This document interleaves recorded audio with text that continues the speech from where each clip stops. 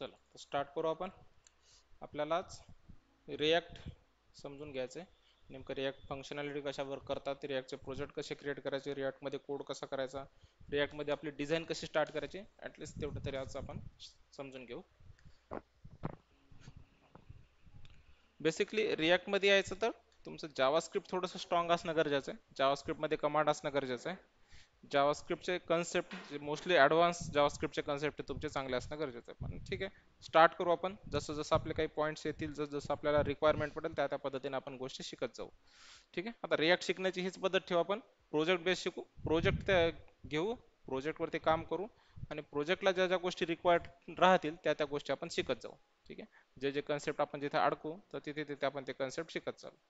ठीक आहे, starting with project करू. तर प्रोजेक्ट कुठला एक आपल्याकडे लाईव्ह प्रोजेक्ट आहे JMM नावाचा, तर ते आपण घेतोय, त्यामध्ये आपण आपलं डेव्हलपमेंट स्टार्ट करतोय.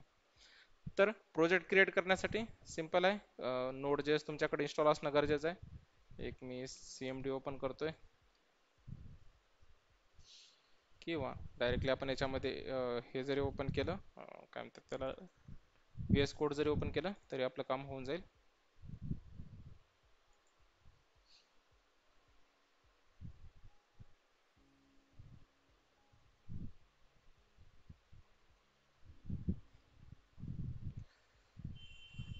ठीक आहे, याच्यामध्ये टर्मिनल ओपन करतोय, न्यू टर्मिनल.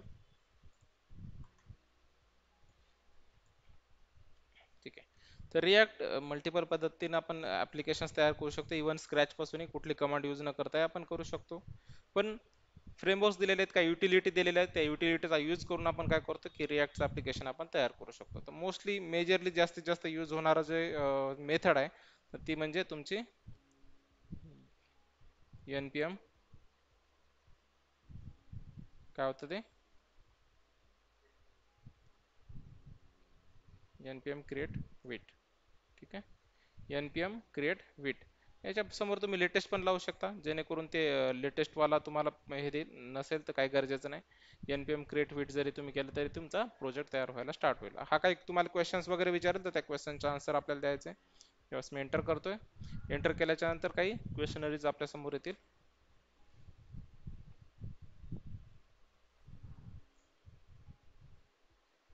ठीक आहे, हा विचारतोय तुम्हाला प्रोजेक्टचं नाव, आपण याला सांगू JMM ॲडमिन. ठीक आहे, JMM ॲडमिन नावाचा आपण प्रोजेक्ट बनवतोय. फ्लेवर विचारतोय तुम्हाला फ्रेमवर्क कुठलं वापरायचं, तर आपल्याला रिॲक्ट फ्रेमवर्क वापरायचं. बाकी या सगळ्यामध्ये तुम्ही प्रोजेक्ट बनवू शकता.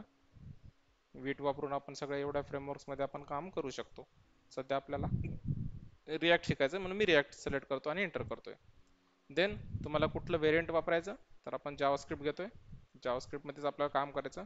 That's it. आपलं काय झालं, बेसिक स्ट्रक्चर इथं तयार झालंय. याच्यामध्ये सगळ्या फाईल्स वगैरे आलेल्या आहेत.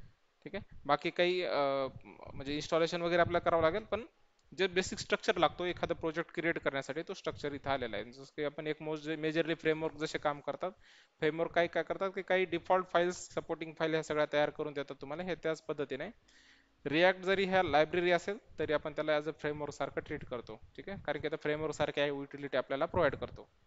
आता याच्यामध्ये काय की बघण्यासारखं याच्यात काय की एक index.html फाईल आहे. ठीक आहे, ज्याच्यामध्ये काही इंडेक्सचा कोड टाकलेला असतो आणि नेहमी लक्षात ठेवा की index.html ही प्रत्येक पेजची एंट्री पॉईंट असतो, प्रत्येक प्रोजेक्टचा एंट्री पॉईंट असतो. म्हणजे तुमचा प्रत्येक कुठलाही प्रोजेक्ट असतो तो इथूनच स्टार्ट होतो. तर याच्यामध्ये काही डिफॉल्ट मेथड्स, डिफॉल्ट टॅग दिले, जसे की हेड टॅग वगैरे असेल, हेडमध्ये मेटा टॅग, SEO पर्पजसाठी आपण मेटा टॅग वगैरे वापरतो. सो व्ह्यू पोर्ट वगैरे असेल, म्हणजे रिस्पॉन्सिव्हसाठी व्ह्यू पोर्ट आपण वापरतो मेटा टॅग.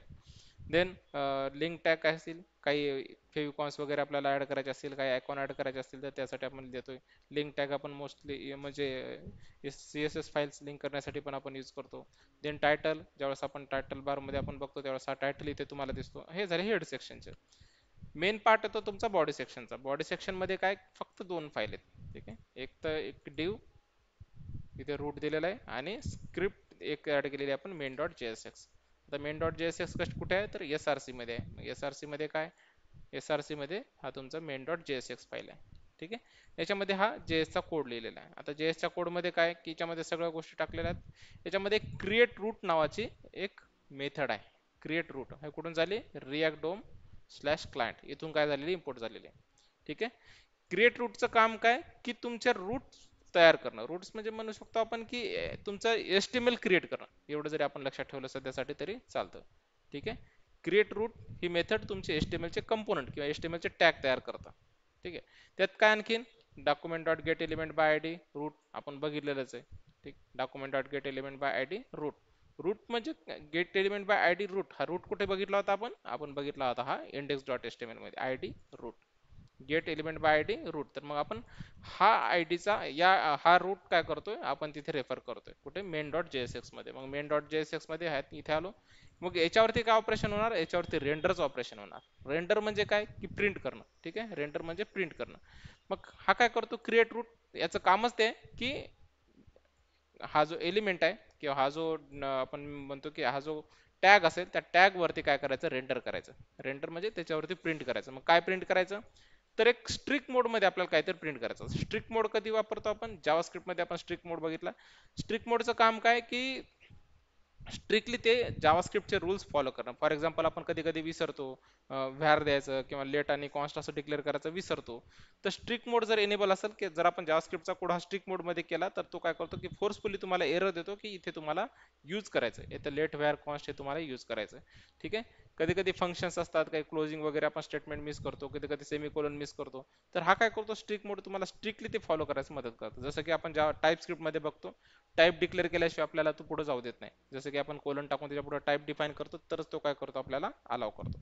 तर स्ट्रिक्ट मोड तुम्हाला तेच करतं की स्ट्रिक्टली तुम्हाला जावास्क्रिप्टचे रूल्स फॉलो करायचे म्हणून आपण इथे स्ट्रिक्ट मोड टाकतो. ठीक आहे. देन त्याच्यामध्ये आपण टाकलेला ॲप टॅग. ठीक आहे. App tag. आता ॲप टॅग काय तर ॲप कुठून इम्पोर्ट झाला हा ॲप डॉट JSX मधून इम्पोर्ट झालेला आहे. ठीक आहे. ॲप डॉट JSX मधून. मग ॲप डॉट JSX मध्ये काय तर ॲप डॉट JSX मध्ये हा काही कोड केलेला आहे. ठीक आहे. आता त्याच्यात काही अननेसेसरी कोड असेल तरी काय करू आपण थोडंसं याला काय करू आधी एक npm इन्स्टॉल करून घेऊ जेणेकरून सगळ्यात आधी हे पॅकेज डॉट जेसॉन मध्ये जेवढ्या काही गोष्टी आपण टाकलेल्या असतील तेवढ्या सगळ्या पॅकेज डॉट याच्यामधल्या डिपेंडन्सी याच्यामध्ये दोन डिपेंडन्सी मोस्टली असतात रिॲक्ट आणि रिॲक्ट होम. ठीक आहे.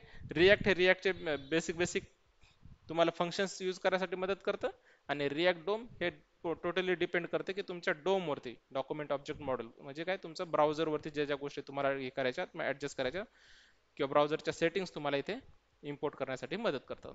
ठीक आहे. तर ब्राउझर रिलेटेड गोष्टी तुम्हाला या डोमवरून रिॲक्ट डोमवरून भेटतील आणि ज्या फंक्शनॅलिटी असतील त्या रिॲक्ट मधून तुम्हाला भेटतील. तर ह्या दोन गोष्टी मेजरली बघायच्या. ठीक आहे.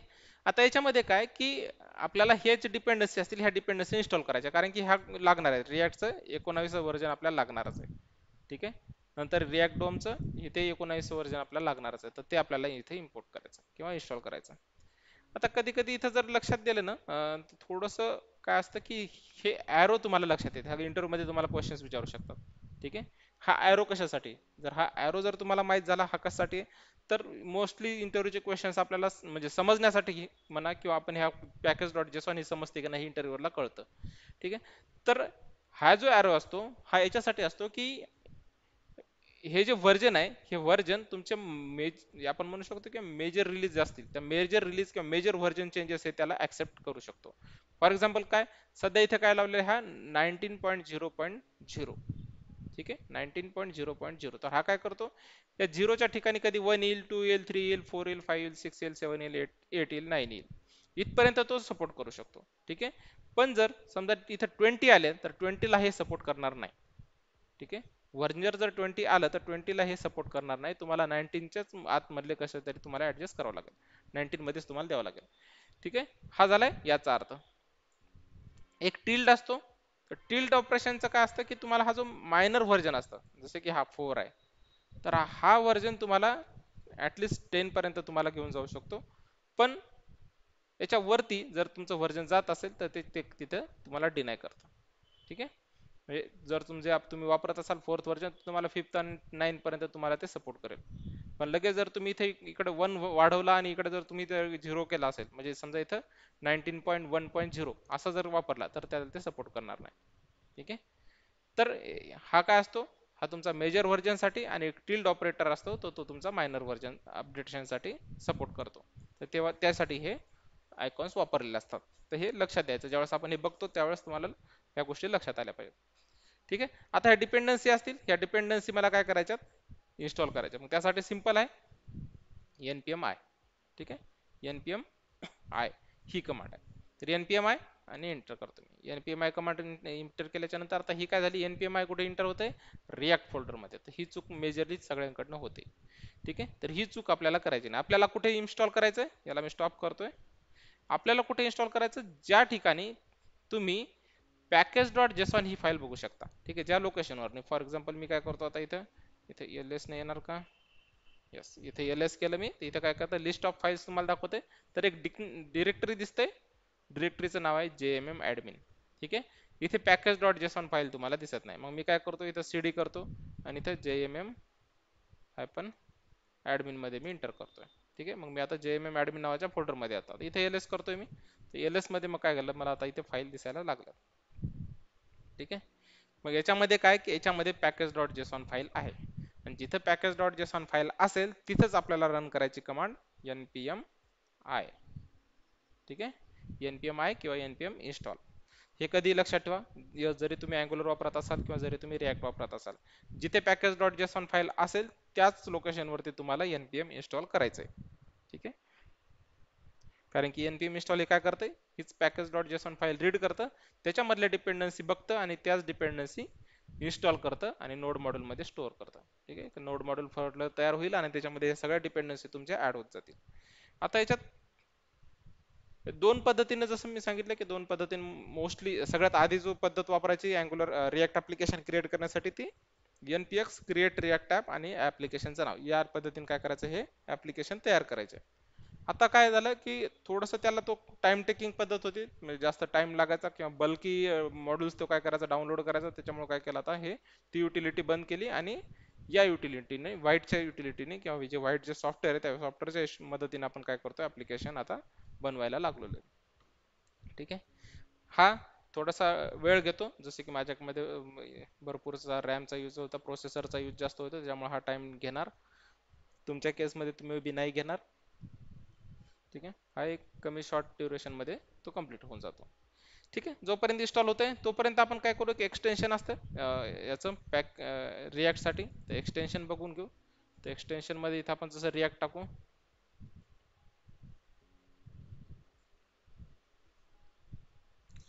तर याच्यामध्ये काही रिॲक्टचे स्निपेट असतात, जसं की फॉर एक्झाम्पल हा वाला असेल ES7, ठीक आहे, ES7.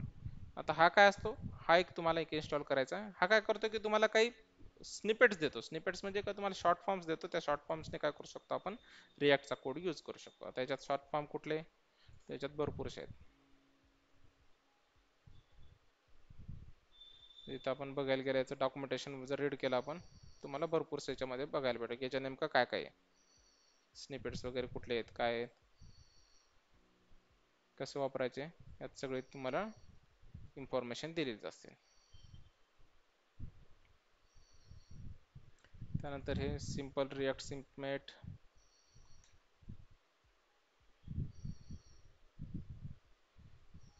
हा इथे जर तुम्ही बघितला व्हिडिओ आहे,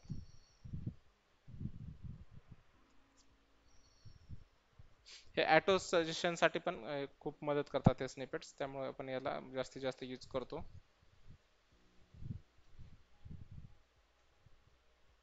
हे इथे दिले आहे बघा, जसं CCC जर टाईप केलं आणि एंटर केलं की तुम्हाला हे क्लास कंपोनंट विथ कन्स्ट्रक्टर तुमचं तयार होतं, ठीक आहे. आपल्याला मोस्टली फंक्शनल बेस अप्रोच घ्यायचा आहे. तर जसं की आपल्या फंक्शन कंपोनंट क्रिएट करायचं, तर FFC क्रिएट केलं तुम्ही तर ते फंक्शन कंपोनंट तुमचं तयार होऊन जाते, ठीक आहे.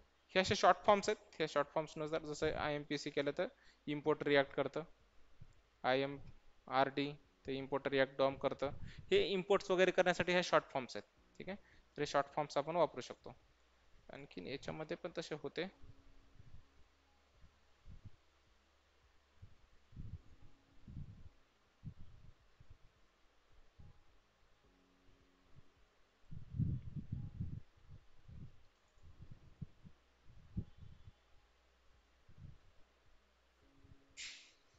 ठीक आहे. असू दे, आपण हा जरी इन्स्टॉल केला तरी आपलं काम होऊन जाईल. मी इन्स्टॉल करतो, ट्रस्ट पब्लिशर अँड इन्स्टॉल.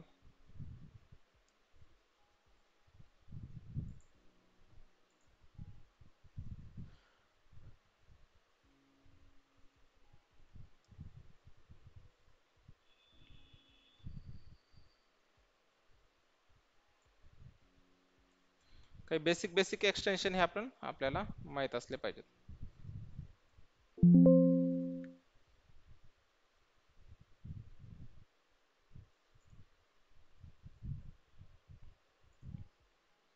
ठीक आहे. परत काय करू आपण, याला ओपन करू.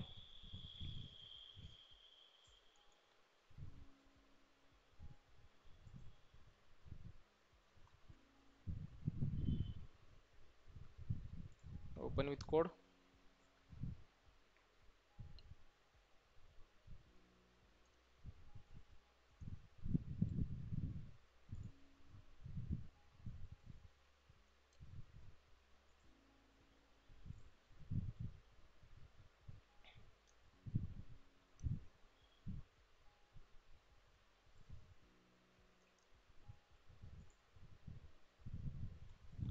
ठीक आहे.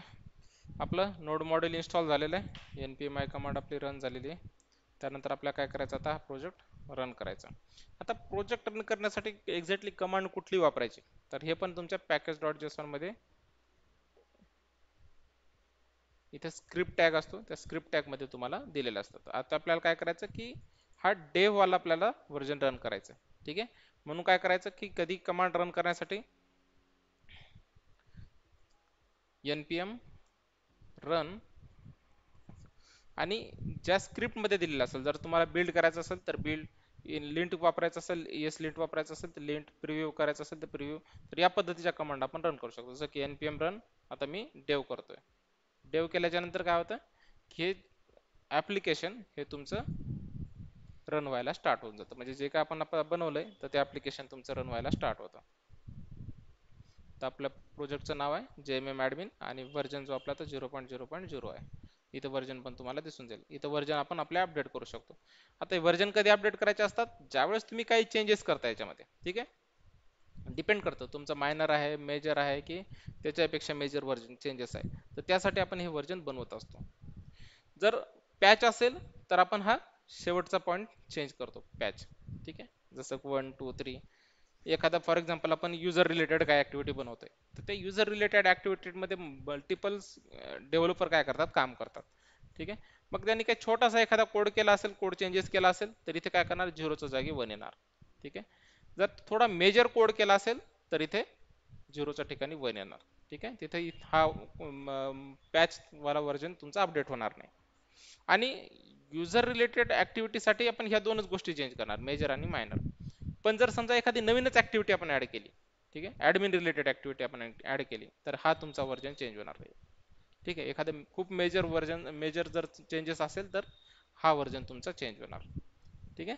तर ह्या व्हर्जन मध्ये आपल्याला अशा पद्धतीने चेंजेस करावे लागतात. आणि एक गोष्ट असते की ज्यावेळेस आपण आता प्रोजेक्ट वरती काम करू त्यावेळेस प्रत्येक वेळेस प्रत्येक PR ज्यावेळेस आपण रेज करणार, ठीक आहे, ज्यावेळेस तुमचा कोड सबमिट होईल, तुम्ही तुमचं काम कंप्लीट कराल, तर त्यावेळेस हे व्हर्जन चेंज करायला कधी विसरायचं नाही. व्हर्जन चेंज करायचं आणि नंतरच कोड पुश करायचा, तोपर्यंत कोड पुश करायचा नाही. ठीक आहे. तर ह्या गोष्टी लक्षात ठेवायच्या. आता हा काय झाला, कोड रन झालाय. हा म्हणतोय की लोकलहोस्ट 5173 वरती आपला कोड रन आहे. मग चेक करू आपण लोकलहोस्ट 5173.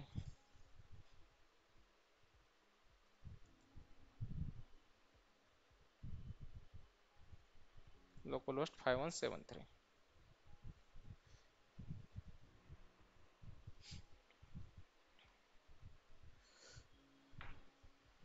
ठीक आहे. आता याच्यावरती आपला प्रोजेक्ट इथे दिसायला स्टार्ट होऊन जाईल. आता चालू होईलच. तोपर्यंत आपण बघू की याच्यामध्ये नेमकं काय काय आपण घेतलेलं आहे. ठीक आहे. एक तर आहे index.html, हा कोड आपल्याला माहिती आहे. याच्यामध्ये हा सगळा कोड आपण इथे बघितलेलाच आहे. याच्यामध्ये काहीच नाही. बॉडीमध्ये दोनच गोष्टी आहेत. एक म्हणजे तुमचा हा रूट आणि दुसरा आहे तुमचा हा main.jsx. ठीक आहे. आता याच्यात टाइम घेतोय.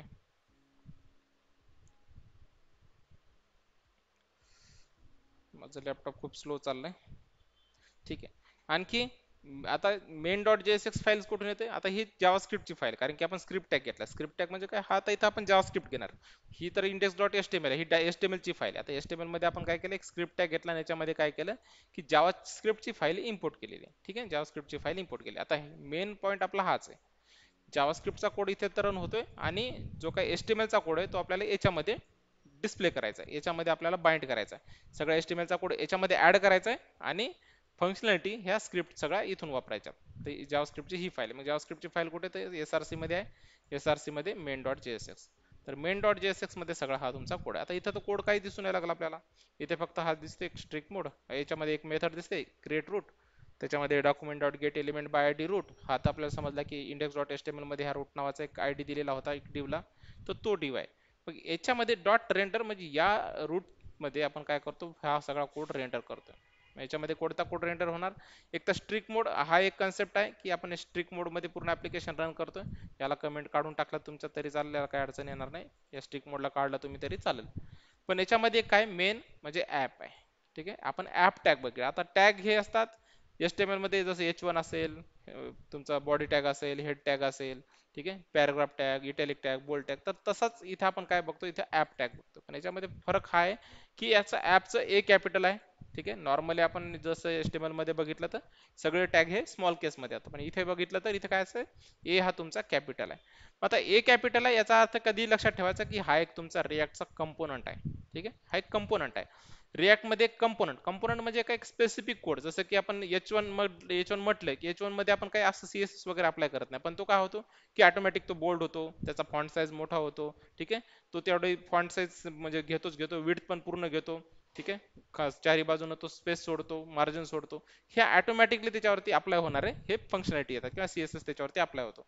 मग आपणही काही असे कस्टम टॅग्स तयार करू शकतो का, तर हो, आपण हे असे कंपोनंट बनवू शकतो आणि या कंपोनंट मध्ये आपण तो कोड लावू शकतो. फॉर एक्झाम्पल जसं इमेज टॅग असतो, तर तो काय असं पॅराग्राफ वगैरे टेक्स्ट वगैरे लिहिण्यासाठी नाही. जसं आय फ्रेम असेल तर आय फ्रेमचे वेगळे युजर्स आहेत, तर त्याच्यामध्ये कोड हा भरपूर केला असतो, त्याच्यामध्ये टॅग्स वगैरे भरपूर ऍड केले असतात, तर आपण तसेच टॅग्स आपण स्वतःचे आपण इथे तयार करणार बाय युजिंग कंपोनंट. तर याला कंपोनंट म्हणतात, ज्याच्यामध्ये आपण स्वतःचा कोड एक टॅग तयार करू शकतो, त्याला आपण कंपोनंट म्हणतो. ठीक आहे, तर हाच एक काय एक कस्टम टॅग आहे, आपण त्याला कंपोनंट म्हणतो. तर हा एक कंपोनंट आहे, ज्याचा कॅपिटल असेल फर्स्ट लेटर त्याला आपण कंपोनंट म्हणायचं. ठीक आहे, मग ऍप कुठून आला, तर ऍप डॉट JSX मध्ये. आता जे काय बघणार आपण ते JSXच बघणार, इथे HTML आपण कोणतंच डॉट एक्सटेन्शन HTML आपण टाकणार नाही. कारण काय की आपण आता इथून पुढे आपल्या प्रोजेक्ट मध्ये फक्त एकच इंडेक्स डॉट HTML फाईल असेल, बाकी ह्या सगळ्या ह्या जावास्क्रिप्टच्या फाईल असेल, आणि जावास्क्रिप्टच्या फाईल मध्ये आपल्याला HTML लिहायचं आहे. ठीक आहे, जावास्क्रिप्ट मध्ये आपल्याला HTML लिहायचं. आता इथं जर ऍप डॉट JSX वरती आपण जर गेलो तर इथं आपल्याला हा कोड दिसेल. ठीक आहे, हा एवढा सारा कोड. आता यातला कोड समजून घेण्यासाठी आपल्याला काय करू, आपण एकदा इथून मी सगळं काय करतो, याला डिलीट करून टाकतो, कोड सगळा रिमूव्ह करतो मी. ठीक आहे, हा पण मी काय करतो इथं रिमूव्ह करतो. इथे काय करतो, इथं H1 टाकतो, H1 आणि याला क्लोज, इथे टाकणार हॅलो कोडलेस. ठीक आहे, बाकीचं हे आपल्याला गरजेचं नाही, आपण हे काढून टाकतोय. ठीक आहे, CSS ऍप डॉट CSS मला ही फाईल नकोय, काय गरजेचं नाही, याला आपण डिलीट मारतोय. ठीक आहे, इंडेक्स डॉट CSS जर तुम्हाला ठेवायचे तर तुम्ही ठेवू शकता, पण मला नकोय, मी डिलीट करतोय.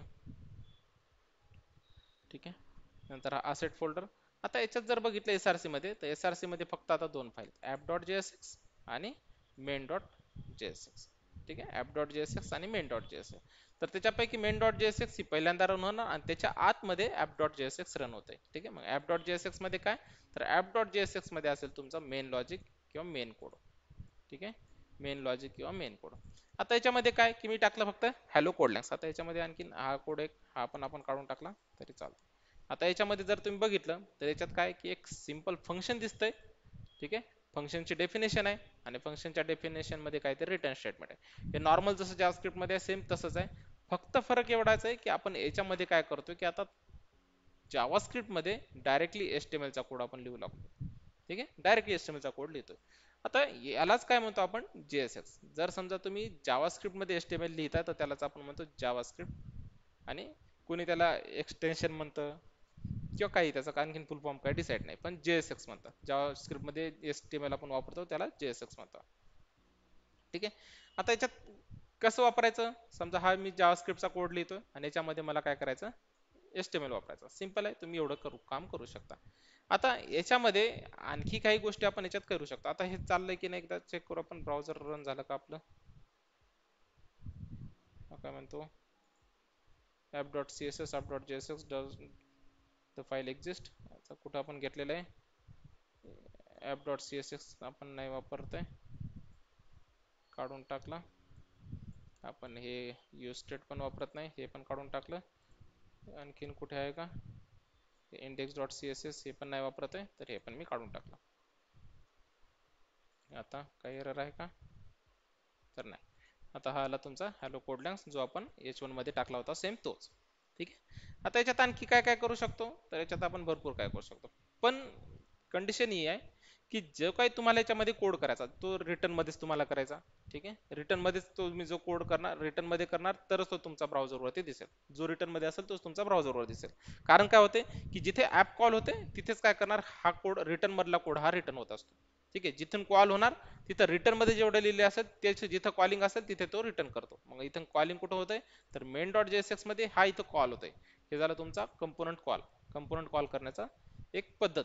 आता इथून मी काय करतोय, कंपोनंट कॉल करतो म्हणून काय करणार, हा पूर्ण कंपोनंट काय करणार, म्हणजे जिथं कॉल होतंय तर तिथे काय करणार, तो रिटर्न होणार जिथं रिटर्न स्टेटमेंट असेल ते. मग याच्या ऍप मध्ये जे रिटर्न स्टेटमेंट आहे तर हा सगळा कोड काय करणार तिथे रिटर्न होणार. मग आपल्याला काय दिसेल, तो ब्राउझरवरती तोच पार्ट दिसेल. म्हणजे काय, तर मेन डॉट जेएसएक्स मध्ये जे काय आपण लिहिलेलं असेल तोच तुमचा ब्राउझरवरती दिसेल. ठीक आहे, याच्यामध्ये आपल्याला काही चेंजेस करायचे नाही. मेन डॉट जेएसएक्स मध्ये main dot JSX as it is ठेवायची. फक्त तुम्हाला लक्षात येण्यासाठी की फ्लो कसा चाललाय. मेन फाईल तुमची इंडेक्स आहे, इंडेक्स वरती काय आपण दोन फाईल घेतलेल्या आहेत, एक डिव घेतला, एक रूट, त्याला आयडी रूट दिली, आणि एक स्क्रिप्ट टॅग घेतले. स्क्रिप्ट टॅग याच्यात इम्पोर्ट करतोय. मग इम्पोर्ट करतोय म्हणल्यानंतर आपल्याला ते बघणं गरजेचं आहे, कारण की इथे कोड हा त्याचा इथे येणार आहे. मग इथं जर आपण बघितलं मेन डॉट जेएसएक्स मध्ये, तर याच्यामध्ये फक्त एक काय केलं की ऍप कॉल केलेलं आहे. मग ऍप मध्ये जाऊन बघितलं तर ऍप मध्ये हा तुमचा HTML चा कोड कॉल केलेला आहे. आणि हा कुठे रेंडर होणार, तर रूट वरती रेंडर होणार. ठीक आहे, जो काय कोड असेल तो रूट वरती रेंडर होणार, कारण की इथे कोड दिलेलाच आहे. या रेंडर मध्ये जो काय कोड येणार तो रूट वरती रेंडर होणार. ठीक आहे, म्हणून आपण या ऍप आयडी रूट वरती आपल्याला सगळा कोड रेंडर करायचा आहे. मग आपण आता बघणार की app.jsx मध्ये आपण काय करू शकतो. तर एक गोष्ट लक्षात ठेवायची की ज्यावेळेस तुम्ही रिटर्न करणार त्यावेळेस कधी पण तुम्हाला एका सिंगल डिव ऍज अ रिटर्न करायचं. एक सिंगलच डिव गेला पाहिजे. सिंगलच डिव म्हणजे काय की त्याच्यामध्ये आणखी दुसरं काही कोड नाही घेऊ शकत तर घेऊ शकतो, पण डिवच्या आतमध्ये त्या पॅरेंट फक्त एकच असेल. याच्यामध्ये मल्टिपल पॅरेंट नसतील. ठीक आहे, जसे की फॉर एक्झाम्पल मी इथे डिव घेतो. ठीक आहे, हा एक डिव, आणि परत जर मी एखादा डिव घेतला, ठीक आहे, म्हणजे दोन डिव मी घेतोय, असे दोन डिव, तर इथे मला एरर येईल. ठीक आहे, तुम्हाला रिटर्न करते वेळेस फक्त एकच पॅरेंट टॅग कुठला तरी तुम्हाला रिटर्न करत, कुठलाही असू शकतो तो, गरजेचं नाही डिवच असावा किंवा सेक्शन असावा किंवा हेडर असावा फुटर असा, काही गरजेचं नाही. कुठलाही एखादा तुमचा टॅग असेल, पण एकच सिंगल असायला पाहिजे. पण जर गरजच पडते की नाही मल्टिपलच मला पाहिजेत, समजा मला दोन डिवच करायचे आणि ते वेगळेच असायला पाहिजे तर रिटर्न करायचं, तर मग या दोन्हीला काय करायचं, एका आणखीन एका टॅग मध्ये टाकायचं. जसं की मी डिव टाकतोय. ठीक आहे, या डिवच्या आतमध्ये मला हे दोन्ही पण मग ऍड करावं लागतील. ठीक आहे, मग जर तुम्हाला सेंडच करायचं आहे तर तुम्ही या पद्धतीने, जर दोन डिव तुम्हाला वापरायचेच आहे तर या पद्धतीने. ठीक आहे, आता याच्यात काय कन्सेप्ट येतो की डिव जर वापरला तर मग काय करणार, त्या डिवच्या फॉर्म म्हणजे जे काय हे असतात प्रॉपर्टीज असतील, जसे की तो ब्लॉक लेवल एलिमेंट आहे म्हणून तो काय करणार, नवीन लाईन पासून स्टार्ट होणार, त्याला मार्जिन सोडणार, फुल विड्थ घेणार, ह्या सगळ्या ऍक्टिव्हिटी त्याच्यावरती घडतील. मग जर तसा असेल तर तो अननेसेसरी काय होईल, एक स्पेस वाढेल, वरती वाढेल. ठीक आहे, मग तो जर होऊ नये तर मग याच्यासाठी एक फ्रॅगमेंट म्हणून एक कन्सेप्ट आहे. तर हा काय की फक्त हे जे नाव आहे तर तुम्ही काढून टाका. ठीक आहे, फक्त एवढ्या गोष्टी आपण इथे ठेवू शकतो. ओपन एम्प्टी ब्रॅकेट आणि इथे क्लोज ब्रॅकेट पण एम्प्टीच असेल ते. ठीक आहे, तर एवढ्यासाठी याला आपण म्हणतो फ्रॅगमेंशन. आता याच्यात काय की आपण याच्यामध्ये मग आता किती तुमचा कोड तुम्ही याच्यामध्ये लिहू शकता. तर बेस्ट प्रॅक्टिस ही असते की तुम्ही एक एम्प्टी ब्रॅकेट सोडा आणि त्याच्यामध्ये तुमचा कोड तुम्ही लिहा.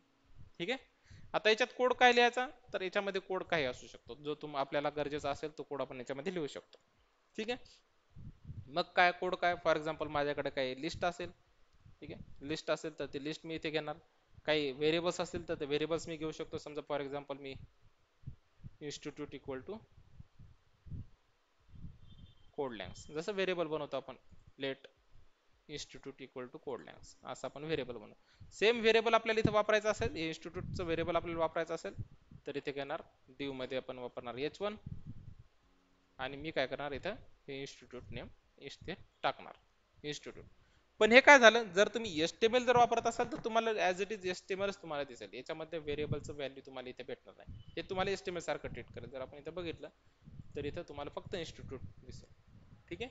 पण मग मला काय करायचं की हे असं ॲज अ स्ट्रिंग नसून मला काय करायचं ॲज अ व्हेरिएबल म्हणून ट्रीट करायचं इथे. याला व्हेरिएबल सारखं ट्रीट करायचं. व्हेरिएबल म्हणजे इथं व्हेरिएबलचं नाव टाकलं की याच्यात काय येणार त्याची व्हॅल्यू आली पाहिजे. मग मला काय करावं लागेल याला सिम्पली तुम्हाला सिंगल कर्ली ब्रॅकेटमध्ये ऍड करावं लागेल. सिंगल कर्ली ब्रॅकेटमध्ये जे व्हेरिएबल असेल तुमचं तो सिंगल कर्ली ब्रॅकेटमध्ये. मग जर ते बघितलं आपण तर तो इन्स्टिट्यूटच्या जागी आता कोड लेंथ दिसेल आपल्याला. ठीक आहे. यालाच JSX म्हणतात. JSX म्हणजे काय की तुम्ही जावास्क्रिप्ट मध्ये HTML वापरता. ठीक आहे. आता हे कर्ली ब्रॅकेटचा यूज तुम्ही मल्टिपल गोष्टीसाठी करू शकता. काही तुम्हाला एक्सप्रेशन वगैरे रन करायचं असेल, जसं काही कॅल्क्युलेशन करायचं असेल तर तुम्ही इथे करू शकता.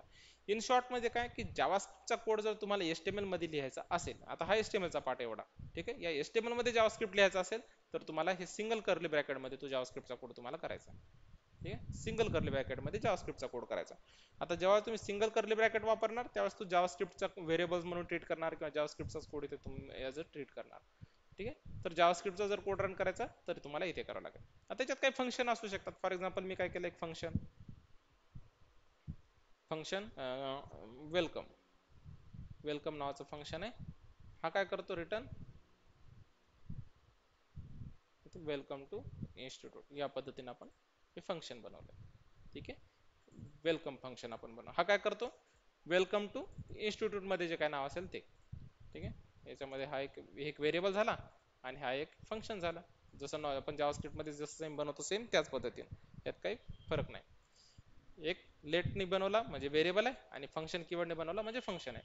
पण आता इथे काय की आपण फंक्शनला नाव तर देतोय, याच्यावरती पण फंक्शन आहे पण याचा ए हा कॅपिटल आहे.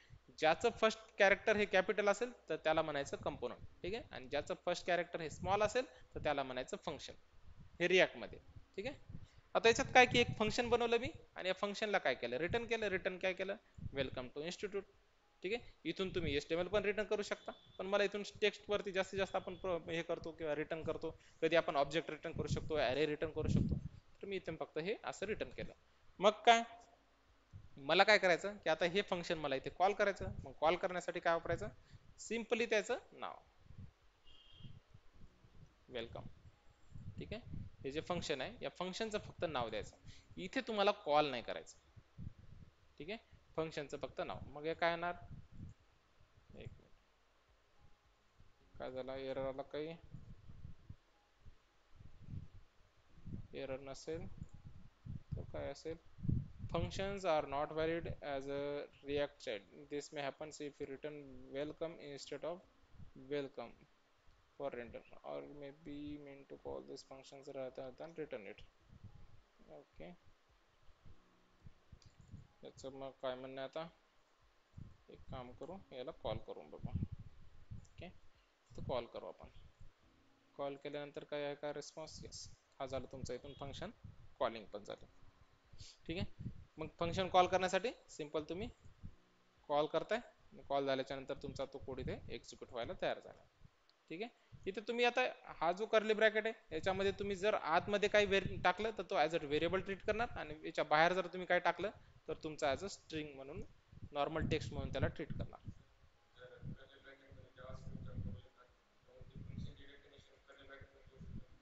हा, डेफिनेशन नाही येणार तिथे, तुम्हाला त्याचा कॉल करावा लागेल.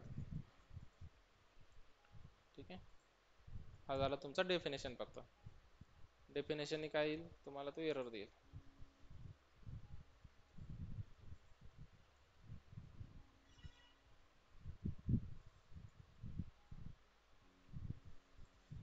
ठीक आहे. त्यासाठी इथे आपण कॉल करतोय.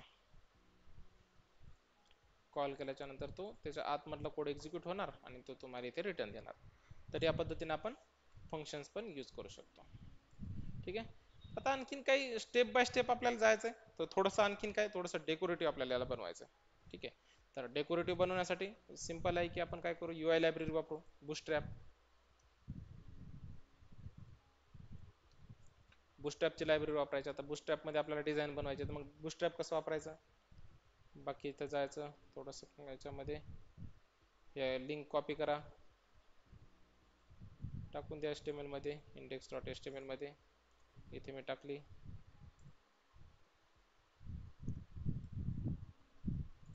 देन ही पण कॉपी केली, स्क्रिप्ट मध्ये ऍड करू. आणि चेक करू याच्यात झालंय की नाही झालं. चेक करण्यासाठी काय एखादं बटन वगैरे बघू आपण याच्यात काय असेल तर. बटन्स असतील, बटनचा कोड आहे हा. बटन काय करू आपण याच्यामध्ये एक कोड कॉपी करू, प्रायमरीवाला कॉपी करू आणि app.jsx मध्ये जाऊन याच्यामध्ये बघू की इथे तो कसा दिसेल. ते पेस्ट करतो, चेक करू काही होतंय का.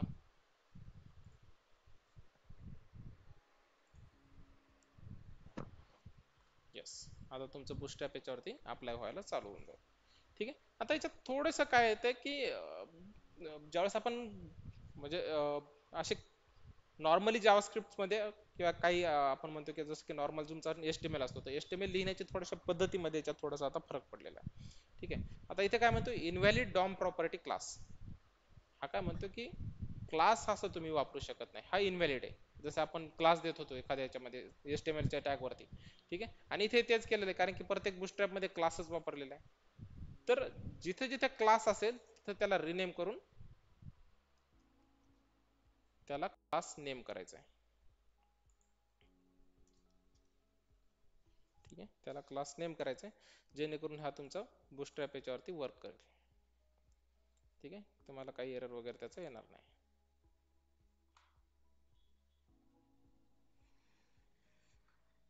ठीक आहे, तर स्टॉप करू.